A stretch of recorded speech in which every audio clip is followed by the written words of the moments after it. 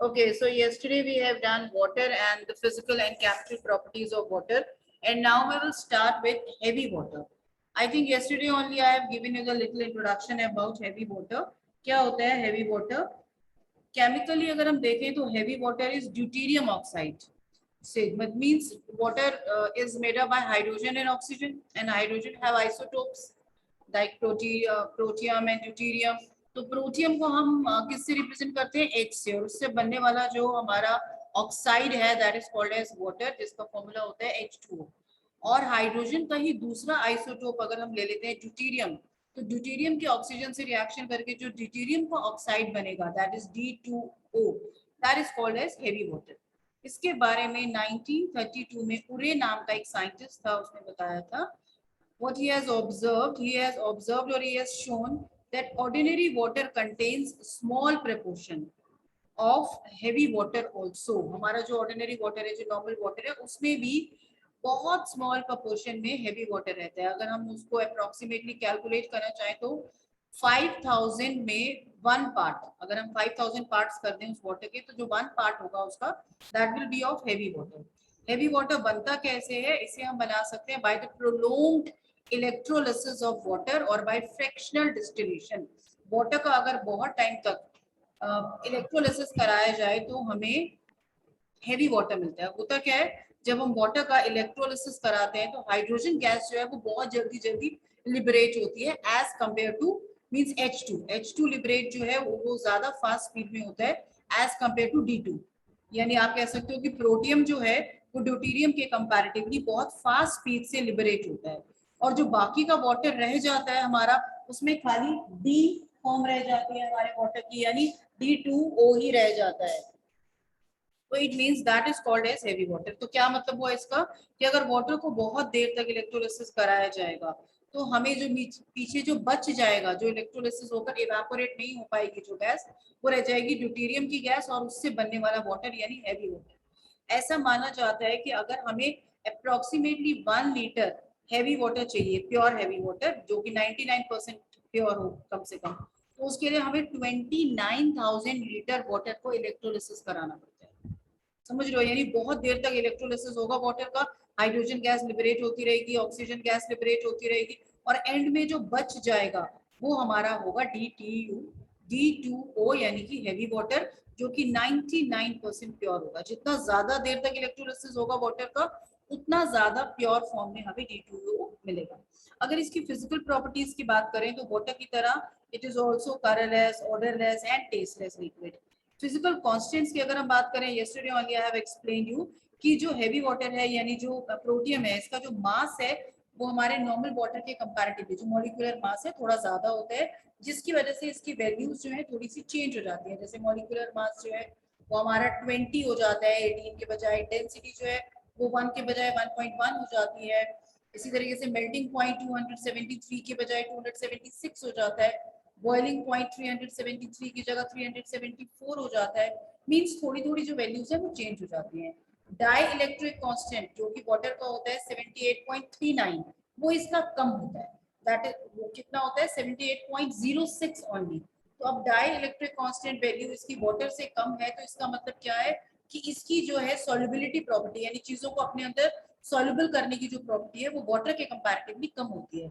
means most of the compounds are soluble in ordinary water but they are not soluble in heavy water।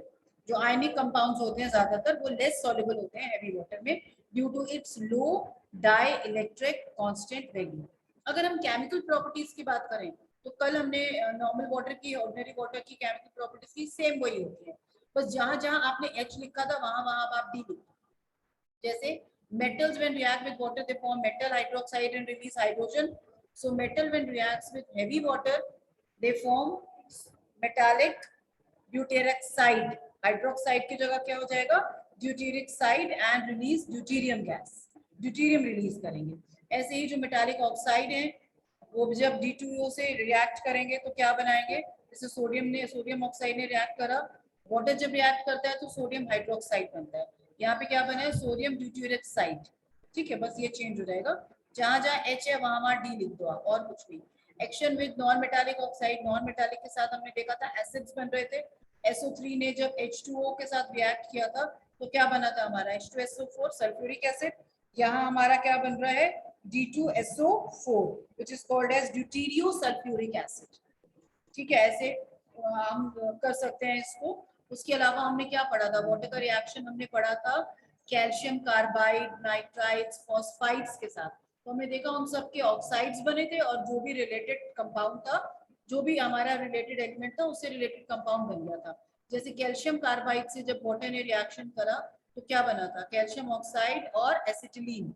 अब इसी तरीके से calcium carbide का अगर आप हैवी वाटर से रिएक्शन करते हो तो क्या बनेगा, कैल्शियम ड्यूटेरॉक्साइड और क्या बनेगा ड्यूटीरियस एसिटिलीन।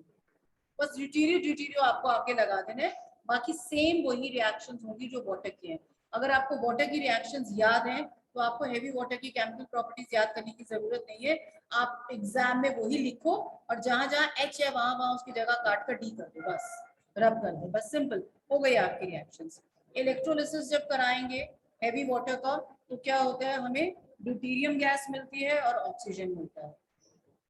कहाँ पर लिबरेट होगी वो, ड्यूटीरियम हमारा लिबरेट होगा कैथोड पर और ऑक्सीजन लिबरेट होगी एनोड पर, जैसा वाटर में होता है सेम।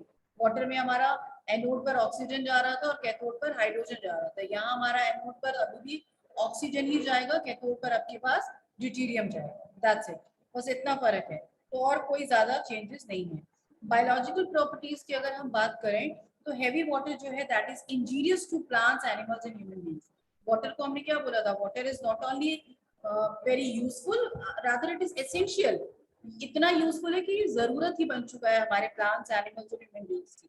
दूसरी तरफ अगर हम हैवी वाटर की बात करें तो ये बहुत ज्यादा नुकसान करता है प्लांट्स, एनिमल्स और ह्यूमन बीइंग्स को। क्यों? क्योंकि ये किसी भी प्रोसेस को स्लो करने की कैपेबिलिटीज रखता है, स्लो कर देता है ये प्रोसेस को। तो अगर हमारी बॉडी में चला जाएगा या प्लांट्स की बॉडी में चला जाएगा या एनिमल्स की बॉडी में चला जाएगा तो उनकी भी जो प्रोसेसेस हैं उनको, चाहे वो डाइजेशन की हो, चाहे वो एक्सक्रीशन की हो, चाहे वो एसिमिलेशन की हो, उन सारी प्रोसेसेस को वो स्लो कर देगा, which is not good. Okay, तो इसलिए हम क्या बोलते हैं कि ये जो वाटर है that is injurious for plants, animals and human beings. तो फिर इसके क्या यूजेस हैं, इसके यूजेस की अगर हम बात करें तो the first use is it use as a moderator in nuclear reactors. जितनी भी हमारी न्यूक्लियर रिएक्शंस होती हैं उसमें क्या होता है, ये मॉडरेटर की तरह काम करता है। मॉडरेटर की तरह काम करने का क्या मतलब है कि ये जो है स्पीड को स्लो करता है, जैसे अभी भी मैंने आपको बताया ये स्लो कर देता है किसी भी फास्ट प्रोसेस को। तो हमारे जो न्यूट्रॉन्स होते हैं, जब न्यूक्लियर रिएक्शंस होती है तो उसमें क्या होता है, nuclear fission and nuclear fusion. Fission means टूटना, फ्यूजन मीन्स जुड़ना। ठीक है, तो न्यूक्लियर फिजन और न्यूक्लियर फ्यूजन होते हैं जिसमें न्यूट्रॉन्स का बम्बार्टमेंट होता है बहुत फास्ट फास्ट। तो ये क्या करता है, ये जब मिला दिया जाता है उन रिएक्शंस में तो ये न्यूट्रॉन के जो बम्बार्टमेंट है, जो रिएक्शंस हो रही हैं बहुत फास्ट हो रही हैं जो, उनको थोड़ा स्लो डाउन कर देता है, तो थोड़ा कंट्रोल में आ जाते हैं वो रिएक्शंस हमारे। इसको बोलते हैं मॉडरेट करना। तो ये उनकी स्पीड को मॉडरेट कर देता है, यानी कम कर देता है। उसके बाद it is use as a tracer compound. Heavy water को हम क्या करते हैं, ट्रेसर क्या होता है पता है ना आपको, ट्रेसिंग पेपर यूज करते हो आप, ट्रेस करना है किसी चीज को। तो या क्या किया जाता है, हमारी जितनी भी केमिकल रिएक्शंस हैं उनके मैकेनिज्म को अगर हमें समझना है, देखना है, तो वो इतनी फास्ट होती है कि हम देख नहीं पाते। तो इसको एज अ ट्रेसर यूज किया जाता है जिससे हम मैकेनिज्म को समझ सकते हैं, देख सकते हैं, अंडरस्टैंड कर सकते हैं। उसके अलावा in nuclear magnetic resonance, nuclear जो रिएक्शंस होती है उसमें जो मैग्नेट की वजह से जो रेजोनेंस प्रोड्यूस होता है उसको देखने के लिए भी इसका यूज किया जाता है। उसके अलावा ड्यूटीरियम बनाने में तो ऑब्वियसली इसका यूज किया ही जाएगा, हैवी वाटर है, इसका इलेक्ट्रोलिसिस करा देंगे तो हमें कैथोड पर ड्यूटीरियम मिल जाएगा। तो ये कुछ यूजेस हैं जो हैवी वाटर के हैं।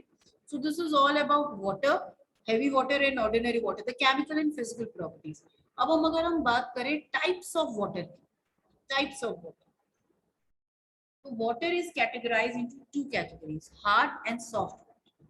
तो भी हमारा ये जो न्यूट्रल वाटर होता है, जो नेचुरल वाटर है, जो H2O की जो हमने बात की, it is divided into two types. One is hard water and another is soft water. अब क्या है ये हार्ड वाटर और सॉफ्ट वाटर? देखो सॉफ्ट वाटर क्या होता है, which produces lather with the soap solution readily. जिसको अगर हम जिसमें अगर हम सोप, सर्फ ये सब चीजें मिला दें तो ये बहुत अच्छे से और बहुत जल्दी से लादर, लादर समझते हो ना, झाग बना देता है। ठीक है, जैसे हमारा डिस्टिल्ड वाटर है, रेन वाटर है, डीमिनरलाइज्ड वाटर है, ये सब हमारे सॉफ्ट वाटर की कैटेगरीज में आ जाते हैं। दूसरी तरफ अगर हम हार्ड वाटर की बात करें तो हार्ड वाटर उसको बोला जाता है which do not produce, which does not produce lather with soap solution ready, जिसमें अगर हम सर्फ सोप कुछ मिला दें तो उसके साथ कुछ झाग ना बनाए, लादर ना बनाए, that is called as hard water. ज्यादातर sea water, river water, well water और टैप वाटर जो है इस कैटेगरी में आते हैं, उनको इस कैटेगरी में रखा जाता है। आखिर ये वाटर हार्ड होता क्यों, क्या कॉज है इसके हार्ड होने का? क्योंकि जब ये ऊपर से आ रहा है, जैसे हमने बोला रेन वाटर, वाटर का मेन सोर्स तो रेन ही है ना, और रेन वाटर को हमने बोला वो सॉफ्ट वाटर होता है, तो फिर ये हार्ड बनता कैसे है? तो जो हार्डनेस होती है ना वाटर की, वो होती है due to the presence of, इसे बहुत ध्यान से सुनो और चाहे तो कहीं पे नोट कर लो, the hardness of water is due to the presence of bicarbonates, chlorides and sulphates of calcium and magnesium. जब वाटर के अंदर कैल्शियम और मैग्नीशियम के सल्फेट्स या क्लोराइड्स या बाइकार्बोनेट्स मिक्स हो जाएं किसी भी वजह से, किसी भी मेथड से, किसी भी तरीके से, तो वो जो वाटर बन जाता है that is called as hard water. इसका बेसिकली मेथड क्या हो सकता है? ये जो सॉल्ट है ये ज्यादातर वाटर में डिसॉल्व हो जाते हैं जब वाटर हमारा ग्राउंड में होता है या रॉक से पास हो रहा होता है, चट्टानों से पास हो रहा है या जमीन के अंदर है, तो ये जो मिनरल्स हैं, ये हमारे जो सॉल्ट है, जिसे मैं कैल्शियम बाइकार्बोनेट या मैग्नीशियम बाइकार्बोनेट कह सकती हूँ, कैल्शियम क्लोराइड, मैग्नीशियम क्लोराइड हो सकते हैं, ये कैल्शियम सल्फेट्स या मैग्नीशियम सल्फेट्स हो सकते हैं। ये तो ये जब वाटर में मिल जाएंगे तो ये वाटर को हार्ड कर देते हैं, यानी उसकी लादर बनाने की जो कैपेबिलिटीज हैं उसको खत्म कर देते हैं, कम कर देते हैं। कैसे कर पाते हैं वो ऐसा वो ऐसे कर पाते हैं कि इनके अंदर जो कैटायंस होते हैं, जैसे मैंने आपको बोला कैल्शियम बाइकार्बोनेट मान लो, तो कैल्शियम बाइकार्बोनेट के अंदर कैटायन कौन है? कैल्शियम। मैग्नीशियम क्लोराइड, इसमें कैटायन कौन है? मैग्नीशियम। तो ये जो कैटायन प्रेजेंट होते हैं जो कि हार्ड वाटर में, जो कि वाटर में अब आ चुके हैं, ये क्या करते हैं? ये सोप के साथ रिएक्शन करके इनसॉल्युबल प्रेसिपिटेट बना लेते हैं। प्रेसिपिटेट समझते हो ना? ऐसा लिक्विड जो नीचे नीचे बैठ जाए। जैसे अगर आप चौक को वाटर में मिक्स कर दो तो चौक तो वाटर में सॉल्युबल नहीं होती है, तो थोड़ी देर में अगर आप देखोगे तो चौक नीचे नीचे बैठ जाएगी, तो दैट इज कॉल्ड एज, उस टाइम आप उस सॉल्यूशन को क्या बोलोगे? प्रेसिपिटेट, इनसॉल्युबल प्रेसिपिटेट है वो। तो क्या होता है, ये जो कैटायंस हैं जब ये सोप के साथ ही, देखो this is a general formula of soap. Soap क्या होता है हमारा? सोप हमारा होता है कि जितने भी हमारे सोडियम सॉल्ट है उनको अगर हम fatty acid like stearic acid से रिएक्शन कराएं या ओलेइक एसिड से रिएक्शन कराएं या पाल्मेटिक एसिड से रिएक्शन कराएं, तो जो हमारा सॉल्ट बनता है that is called as soap. जैसे यहाँ पर मैंने सोडियम स्टेरेट लिया हुआ है, स्टेरेट का क्या फॉर्मूला होता है? C17H35COOH। उसका रिएक्शन अगर सोडियम के साथ कराएं तो बनता है C17H35CONA, जिसे हम कहते हैं सोडियम स्टेरेट। ये एक सोप होता है, ठीक है। सोडियम स्टेरेट भी हो सकता है, सोडियम पाल्मेटिक भी हो सकता है, बहुत सारे अलग अलग टाइप के हमारे फैटी एसिड होते हैं जो सोडियम के साथ रिएक्शन करके सोडियम के सॉल्ट बनाते हैं, उन्हें हम सोप्स कहते हैं। इसके बारे में आपने 10th में पढ़ा भी होगा जनरल। मैं यहाँ पर अभी फिलहाल आपको सोप का फॉर्मूला नहीं करा रही हूँ, बट मैं आपको एक एग्जाम्पल फिर भी आपके लिए ले लिया मैंने। ये सोप और ये हमारा मैग्नीशियम, ये कहाँ से आया? ये हार्ड वाटर में होगा। हमने बोला ये कि हार्ड वाटर क्या होता है? जिसके अंदर मैग्नीशियम या कैल्शियम के सॉल्ट हो, वो कौन? वो सल्फेट्स हो सकते हैं, वो क्लोराइड्स हो सकते हैं, वो बाइकार्बोनेट्स हो सकते हैं, वो कोई भी होंगे। जब रिएक्शन होगा तो वो टूट जाएंगे और कैटायन मिलेगा हमें, या तो मैग्नीशियम या कैल्शियम, या कुछ भी ले सकते हो आप, मैग्नीशियम भी हो सकता है, कैल्शियम भी हो सकता है। तो ये जब इससे रिएक्शन करेंगे तो इस सोडियम को रिप्लेस कर दिया मैग्नीशियम ने, और ये बन गया हमारे पास, क्या बन गया? Magnesium stearate, which is an insoluble precipitate. ये एक इनसॉल्युबल प्रेसिपिटेट होता है जिसकी वजह से, ये तो इनसॉल्युबल है मतलब इसके अंदर सोप जो है पानी में डिसॉल्व नहीं हो पाया। क्यों नहीं डिसॉल्व हो पाया? बिकॉज इस मैग्नीशियम की प्रेजेंस की वजह से। पानी में जो मैग्नीशियम था उसने पहले ही सोप से रिएक्शन कर ली और एक इनसॉल्युबल प्रेसिपिटेट बनाकर नीचे बैठ गया, तो अब पानी में तो सोप बचा ही नहीं, तो इसलिए लादर प्रोड्यूस ही नहीं होगा। अब यहाँ मैग्नीशियम की जगह कैल्शियम भी हो सकता है, इसकी वजह से जो लादर है वो प्रोड्यूस नहीं होगी। कब तक प्रोड्यूस नहीं होगी? जब तक ये मैग्नीशियम और कैल्शियम आयंस जो हैं इन्हें ना हटा दिया जाए सोप से, तब तक लादर प्रोड्यूस नहीं होगी। इसका मतलब जब तक मैग्नीशियम और कैल्शियम प्रेजेंट है पानी के अंदर तब तक पानी हमारा हार्ड वाटर ही कहलाएगा, ठीक। अब ये जो हमारी हार्डनेस है, हमने देख लिया कि ये जो पानी है ये हार्ड होता है। दो तरीके के वाटर हमारे पास आ गए. Two types of water we are having. Soft water which produces lather with the soap solution readily, and that can be the rain water, that can be the distilled water, that can be demineralized water. Second type of water is hard water. Hard water is a water which do not produce lather with the soap solution readily, and this water can be sea water, can be river water, can be well water, and the water becomes hard due to the presence of the bicarbonates, chlorides, and sulfates of calcium and magnesium. When these salts will add in the water, their calcium and magnesium cation will form insoluble precipitate with the soaps, and due to which the lather will not get produced. ठीक है. अब ये जो heavy water है, ये जो hard water है, इसका क्या सिर्फ यही एक डिसएडवांटेज है कि ये लादर प्रोड्यूस नहीं करेगा? आंसर इज ये तो है ही. उसके अलावा ये हमारे जो स्टीम बॉयलर्स वगैरह होते हैं जिसमें हम पानी गर्म करते हो, आप गीजर्स होते हैं, उन सबको भी, उन सबकी जो इनर सरफेस है उसे भी ये क्रस्टेड कर देता है, खराब कर देता है. Calcium sulphate, calcium carbonate, magnesium oxychloride, ये डिपॉजिट हो जाते हैं उस पर, और जो बॉयलर की एफिशिएंसी है काम करने की उसको ये कम कर देते हैं और धीरे धीरे खत्म कर देते हैं. तो इसका मतलब हार्ड वाटर हमारा ना तो लॉन्ड्री पर्पसेस के लिए सही है और ना ही हमारे घर में बॉयलर्स वगैरह और इन सब के लिए सही है. तो क्या हम हार्ड वाटर को सॉफ्ट कर सकते हैं?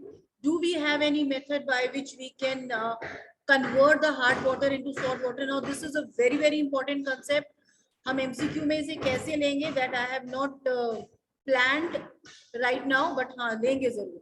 लेकिन जब तक ये आपका उसमें होता था, थ्योरी में, नॉर्मल सब्जेक्टिव पेपर में आता था ये चैप्टर, तो ये पूरा का पूरा मैकेनिज्म आपसे पूछा जाता था कि how we can convert the hard water into soft water. उसके मेथड्स पूछे जाते थे जिसमें आपको ये मेथड्स विद रिएक्शंस लिखने होते थे. अब भी हम किसी ना किसी तरीके से तो दे ही देंगे, आपको याद करना ही है at any cost. This is a very important topic. So हमने क्या बोला कि हार्ड वाटर है. अब हार्ड वाटर में हमने हार्डनेस देख लिया किसकी वजह से है. अब इस हार्डनेस को भी हमने फर्दर 2 कैटेगरीज में डिवाइड कर लिया है. क्या है वो? This hardness can be temporary and this can be permanent.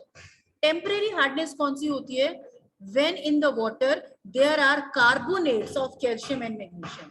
जब पानी के अंदर कैल्शियम और मैग्नीशियम के सिर्फ बाइकार्बोनेट्स, कार्बोनेट्स या बाइकार्बोनेट्स ऐड हो जाए तो जो वाटर में हार्डनेस आती है वो टेम्परेरी हार्डनेस होती है. टेम्परेरी क्यों बोलते हैं इसको? क्योंकि इस तरीके की हार्डनेस को इजीली रिमूव किया जा सकता है. Even by boiling also we can remove this type of hardness. आप समझ रहे हो ना मेरी बात? मैंने क्या बोला कि हार्डनेस जो आती है पानी में वो आती है बाइकार्बोनेट्स, क्लोराइड, सल्फेट्स, इन तीनों की कैल्शियम और मैग्नीशियम के सॉल्ट की वजह से. अब टेम्परेरी हार्डनेस में सिर्फ कार्बोनेट्स हैं. There can be only calcium and magnesium, carbonates और bicarbonates. क्लोराइड्स और सल्फेट्स की बात नहीं कर रही हूँ मैं. अगर क्लोराइड्स और सल्फेट्स हो जाते हैं पानी में ऐड कैल्शियम और मैग्नीशियम के, तब जो हमारी हार्डनेस बन जाती है वो परमानेंट हो जाती है. इसे हम कार्बोनेट हार्डनेस भी कहते हैं, टेम्परेरी हार्डनेस को, और परमानेंट हार्डनेस को हम नॉन कार्बोनेट हार्डनेस भी कहते हैं. इसे परमानेंट क्यों कहते हैं? क्योंकि इस टाइप की हार्डनेस को सॉफ्ट करना, यानी इस टाइप की हार्डनेस को रिमूव करना मुश्किल होता है, लंबा प्रोसेस होता है और डिफिकल्ट होता है. उसे आसानी से घर पर रिमूव नहीं किया जा सकता. तो एक एक करके हम समझेंगे कि how we can remove temporary hardness and how we can remove permanent hardness of the water. Again I am repeating, temporary hardness of water is due to the presence of carbonates or bicarbonates of calcium and magnesium. When these salts will dissolve in the water will become hard, but this type of hardness is called as temporary hardness, and this type of hardness can be removed easily by boiling. Second type of hardness is permanent hardness. This hardness is due to the presence of chlorides and sulfates of calcium and magnesium. This hardness cannot be removed easily. That is why, this is the reason that it is called as permanent hardness, and this is also called as non-carbonate hardness. Clear? Itna I guess is clear to everyone. अब हम इसके methods देखते हैं. How we can soften the water? What are the methods of softening of water? The process of removal of hardness from water is called as softening of water. जब हम किसी भी process से वाटर के अंदर जो हार्डनेस है उसे रिमूव कर देंगे तो वाटर हमारा सॉफ्ट हो जाएगा. और हार्डनेस क्या है हमारी? मैग्नीशियम और कैल्शियम के बाइकार्बोनेट्स और कार्बोनेट्स, तो टेम्परेरी में, और मैग्नीशियम और कैल्शियम के क्लोराइड्स और सल्फेट्स परमानेंट में। तो इन्हें हमें हटाना है, बस ये हट गए तो वाटर हमारा सॉफ्ट हो जाएगा। तो पहले हम बात करते हैं रिमूवल ऑफ टेम्परेरी हार्डनेस, जिसका first in the very easy method is boiling. देखो हमने क्या बोला था, कैल्शियम और मैग्नीशियम के बाइकार्बोनेट्स हो सकते हैं, तो यहाँ कैल्शियम बाइकार्बोनेट लिया है मैंने, आप मैग्नीशियम बाइकार्बोनेट भी ले सकते हो, एनीथिंग। मैग्नीशियम बाइकार्बोनेट में भी फॉर्मूला आपका Ca की जगह Mg आ जाएगा, रेस्ट विल रिमेन सेम। इसे हमने बॉयल किया, ये सिंबल होता है आपका हीट का, है ना।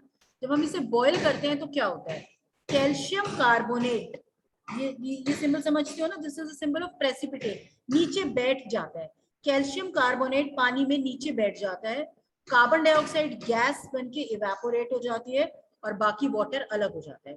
अगर आप घर पे भी पानी को बॉईल करो, किया होगा आप लोगों ने और देखा भी होगा ये प्रोसेस, वाटर को जब हम बॉईल करते हैं और थोड़ी देर के लिए रख दो आप उसे सेटल डाउन होने के लिए, तो आप देखते हो थोड़ी देर में ऊपर ऊपर तो पानी होता है और नीचे नीचे कुछ व्हाइट व्हाइट सा आपको नजर आता है बैठा हुआ सा, that is the precipitate of calcium carbonate.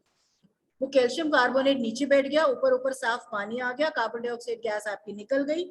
अब आप फिल्टर करके आसानी से उस पानी को छान कर आप आसानी से यूज कर सकते हो। Now that water is your soft water, उसमें से आपकी कैल्शियम कार्बोनेट जो है वो प्रेसिपिटेट की फॉर्म में नीचे बैठ गया है, यानी आपकी, और वाटर आपका अलग हो गया, यानी ये जो आपका बाइकार्बोनेट था ये टूट गया, ये तो नीचे बैठ गया, इसको आपने फिल्टर कर लिया, कैल्शियम अलग हो गया पानी से और पानी अलग हो गया है, सिंपल, ये दोनों अलग अलग हो गए, हो गया हमारा पकौड़े। बहुत आसान मेथड है। सेकेंड मेथड है कैल्शियम हाइड्रोक्साइड मेथड। इस मेथड का एक स्पेशल नाम है, that is Clark's method. Clark नाम के साइंटिस्ट ने इसके बारे में बताया था, इसीलिए उनके नाम पर ही हम इसको क्लार्क मेथड कहते हैं। इस प्रोसेस का यूज हम कमर्शियल स्केल पे करते हैं, जब बहुत सारे वाटर का हमें हार्ड वाटर को सॉफ्ट वाटर में कन्वर्ट करना हो, तब हम इस प्रोसेस का यूज करते हैं। कैल्शियम हाइड्रोक्साइड मेथड क्यों बोला जाता है इसको, because in this process we add little amount of calcium hydroxide in the hard water. ठीक है, ये हमने देखो ये कैल्शियम हाइड्रोक्साइड ऐड किया है, ये हमें हमेशा कम अमाउंट में लेना होता है, कैलकुलेटेड अमाउंट में लेना होता है कि कितने पानी में कितना कैल्शियम हाइड्रोक्साइड डालना है। अगर हमने ज्यादा डाल दिया तो पानी सॉफ्ट नहीं होगा, बल्कि सॉफ्ट तो होगा लेकिन सॉफ्ट होने के बाद दोबारा हार्ड हो जाएगा, क्योंकि अगर हमने ज्यादा कैल्शियम हाइड्रोक्साइड ले लिया तो वो ज्यादा कैल्शियम हाइड्रोक्साइड एटमॉस्फेयर के कार्बन डाइऑक्साइड से रिएक्शन करके वापस कैल्शियम बाइकार्बोनेट बना लेते हैं। ठीक है, तो कम लेना है हमें, उतना ही लेना है जितना यूज हो, एक्सेस नहीं लेना है, एक्सेस जो है वो दोबारा कैल्शियम बाइकार्बोनेट बना लेगा अदरवाइज। तो हमने लिया कैल्शियम बाइकार्बोनेट, रिएक्शन कराया उसका कैल्शियम हाइड्रोक्साइड की जगह, यहाँ हम मैग्नीशियम बाइकार्बोनेट के साथ भी रिएक्शन करा सकते हैं, the only change will be in place of Ca there will be Mg, that's it. And here also in place of Ca there will be Mg, in place of Ca there will be Mg, that's it, और कोई change नहीं आएगा। Calcium hydroxide के साथ reaction कराएंगे, again the products will be same, calcium carbonate और water बनेगा। इस केस में कार्बन डाइऑक्साइड गैस नहीं बनती है, सिर्फ कैल्शियम कार्बोनेट का प्रेसिपिटेट बनेगा बहुत ज्यादा अमाउंट में, जो कि इनसॉल्युबल है वाटर में, इसलिए वो नीचे बैठ जाएगा, वाटर अलग हो जाएगा। ये इनसॉल्युबल है तो इसे आप फिल्टर करके थोड़ी देर के लिए रख दो, पानी को सेटल हो जाए जब ये नीचे टैंक्स में, तब हम इसको इजीली रिमूव कर सकते हैं by the process of filtration. So these are the two methods by which we can remove temporary hardness from the water. I think this much is clear to everyone. Am I right?